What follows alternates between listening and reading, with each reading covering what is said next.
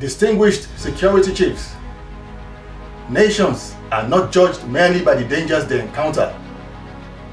They are judged by how they respond to those dangers. History does not simply preserve the memory of crisis. It preserves the record of decisions. It remembers moments of courage. It remembers moments of hesitation. History remembers whether institutions rose to meet the demands of their time, or whether the demands of the time ultimately exposed the limitations of those institutions. And perhaps that is why this conversation has become larger than insecurity itself. Because insecurity is no longer testing communities alone. It is testing confidence. It is testing citizenship. It is testing institutions. It is testing the very resilience of the Republic. Every nation at one point or another encounters defining moments. Moments that expose hidden weaknesses. Moments that compel adaptation. Moments that demand courage. And above all, moments that demand leadership. Nigeria is living through one of those defining moments. For the greatest danger confronting the nation today is no longer simply the existence of insecurity. The greater danger is that insecurity is gradually assuming a familiar embrace. That fear is beginning to feel ordinary. That an entire generation may grow up believing that vulnerability is simply part of everyday Nigerian life. That roads are naturally unsafe. That schools are naturally exposed sitting targets. That communities are naturally vulnerable to attacks. Now that fear is simply the price of citizenship. But this is not normal. A nation should not be carrying on like this. Not after decades of experience. Not after repeated warnings. Not after repeated promises. Not after repeated tragedies. Because the moment a nation begins accepting what it ought to challenge, it begins surrendering something profoundly valuable. Its expectations, its confidence, its essence, its belief that tomorrow can be better than today. And once that erosion begins, the consequences extend far beyond the immediate crisis. For insecurity is no longer attacking lives alone. It is attacking possibility. The possibility of education. Children should not have to grow up negotiate fear. The possibility of opportunity. The possibility of investment. The possibility of confidence. The possibility of belonging. The possibility of hope. That is why this moment matters. Because the question before Nigeria is no longer whether insecurity exists. The question is whether insecurity will be permitted to redefine the expectations of an entire nation. Whether fear will be allowed to become normal. Whether vulnerability will be allowed to become acceptable. Whether the Republic will quietly roll over and lower its own standards, or whether it will summon the resolve and courage to rise above the challenge before it.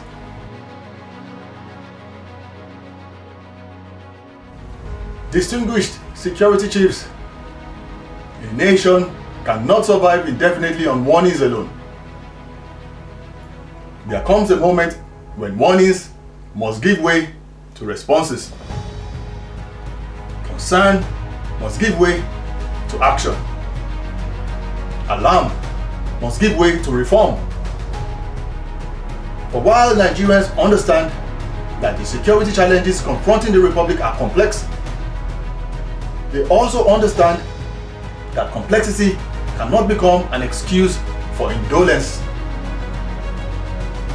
And perhaps that is where the national conversation must now advance.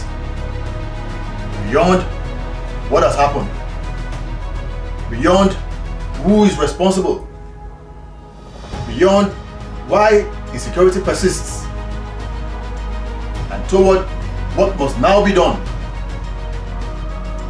Because the nation no longer seeks reassurance alone. The nation seeks a revival. The challenge before Nigeria today is not merely to confront criminal elements operating within forests, along highways, across vulnerable communities, and through porous borders. To help us before more lives equally to ensure that institutions entrusted with protecting the Republic remain worthy of the confidence placed in them. But the first duty of every security institution is not merely to confront external threats. It is to guard itself against internal compromise. An army that cannot trust its own ranks enters every battle already diminished. A police force compromised by corruption risks becoming an unwitting ally of the criminality it was established to defeat. Now, every credible allegation of collusion, intelligence leakage, operational compromise, abuse of office, or misconduct must therefore be investigated fearlessly, professionally, impartially, and without regard to rank, influence, ethnicity, religion, or political affiliation. Because accountability is not hostility towards institutions. Accountability is how institutions preserve their own honor. Now, where wrongdoing exists, such must be exposed. Where compromise exists, such must be removed. Where criminal collaboration exists, must be prosecuted. Not because institutions are weak, but because institutions remain strong only when integrity is stronger still. Yet, accountability alone will never be enough.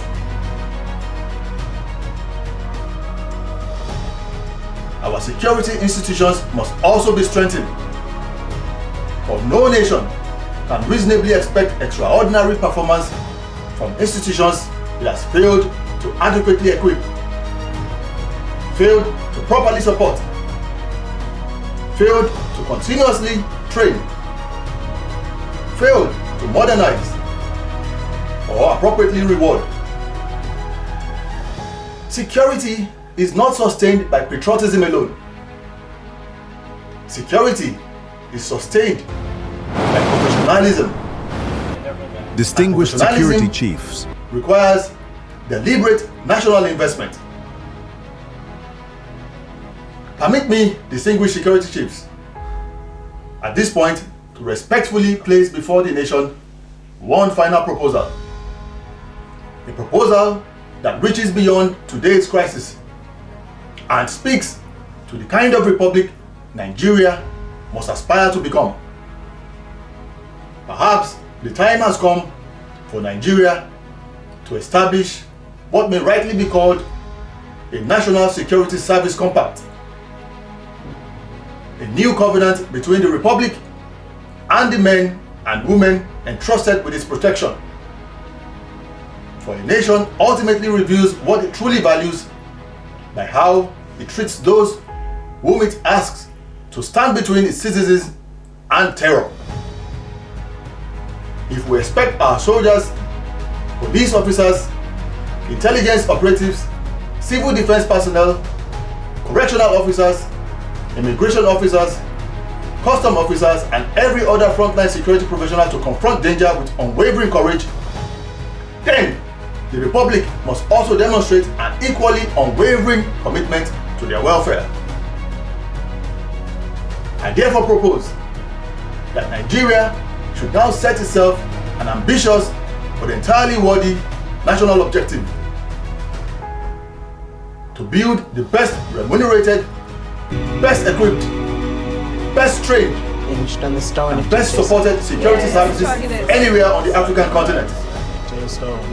Not as an act of generosity, not as a political gesture, but as a strategic investment in national security. That commitment should begin with a new national remuneration framework under which no serving frontline security officer earns less than ₦1 million per month, net of tax, and supported by a comprehensive package of welfare commensurate with the extraordinary responsibilities they shoulder on behalf of the nation.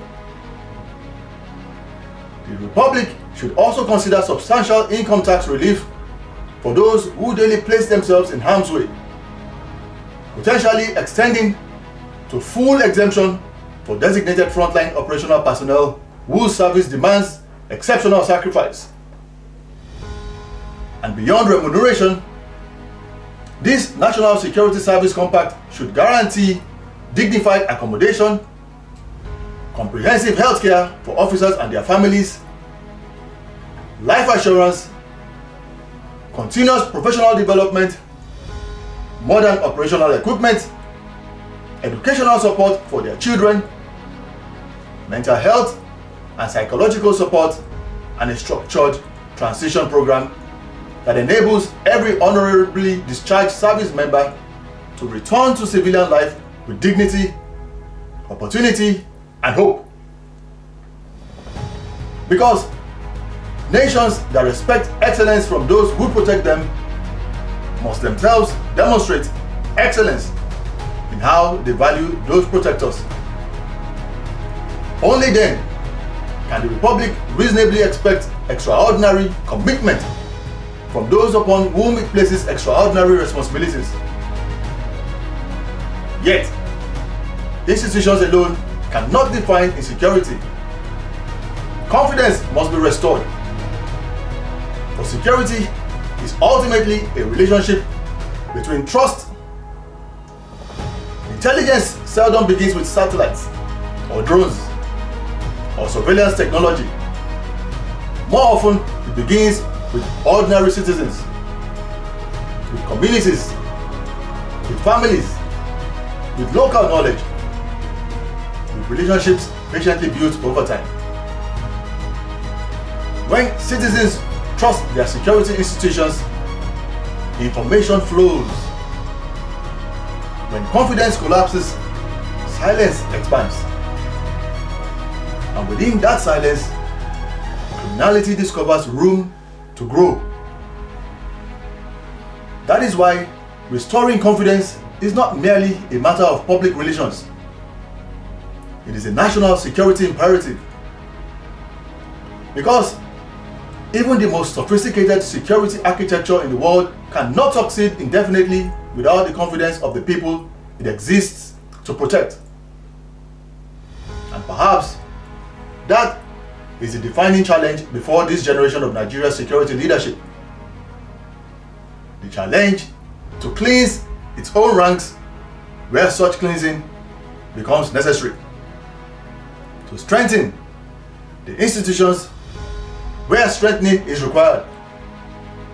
To restore confidence where confidence has been weakened. And to rebuild the relationship between the Republic and its citizens that is founded not upon fear, but upon trust. For the nation is no longer asking merely for protection. It is asking for belief. Belief that the Republic can still honor its promise believe that citizenship still carries meaning, believe that those entrusted with the nation's security will ensure that fear is never permitted to define the future of Nigeria. Every generation inherits defining moments, moments that history will one day revisit, not merely to remember what happened, but to ask what was done. Nigeria is living through one of those moments, and somewhere across this nation tonight, a soldier will report for duty without any certainty of returning home. A police officer will answer another emergency call. A teacher will pray that tomorrow's classroom remains the place of learning. A parent will wait anxiously for a child to return safely from school. A farmer will wonder whether the journey to the fields will end in harvest or in heartbreak. These are not extraordinary expectations. They are the ordinary expectations of ordinary citizens. And every republic bears an extraordinary responsibility to protect them. Because the first promise of citizenship is not prosperity, it is protection. Somewhere between Chibok and Oyo, between Leah Sharibu and Deborah Samuel, between Owo, Plateau, Benue, and countless forgotten communities, too many Nigerians have begun quietly asking a question no citizen should ever have to ask. Can the Republic still keep its promise? The promise that terror will be confronted. The promise that justice will prevail. Where are you? The promise that fear will never become the permanent condition of national life. That is now the question resting before your generation of security leadership. Not merely how many operations were conducted, not merely how many statements were issued, not merely how many meetings were convened, but whether the Nigerian people can once again feel the visible presence of the Republic standing between them and terror. History will not judge this generation solely by the threats it inherited. History will judge it by the courage it demonstrated, by the reforms it embraced, by the confidence it restored, and by the future it secured for generations yet unborn. Because a nation can survive political disagreement, it can survive economic hardship, it can survive difficult seasons.